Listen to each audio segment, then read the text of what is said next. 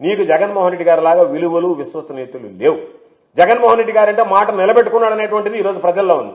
కాబట్టి కనీసం 7-8 నెలల్లోనే అయ్యో జగన్మోహన్ రెడ్డి గారిని పోగొట్టుకున్నామే, తప్పు చేశామే, పొరపాటు చేశామనేటువంటి భావం ప్రజల్లో కలిగిందంటేనే మరలా చంద్రబాబు నాయుడు మోసగాడు, నిరుద్యోగులను మోసం చేసావు, మహిళలను మోసం చేసావు, రైతులను మోసం చేసావు, చదువుకునేటువంటి బిడ్డలను మోసం చేసావు, కాలేజీకి వెళ్ళేటువంటి పిల్లలను మోసం చేసావు, అన్ని వర్గాలను మోసం చేసినటువంటి చంద్రబాబు నాయుడు గారికి నీకు మనసుంటే ఇవ్వు.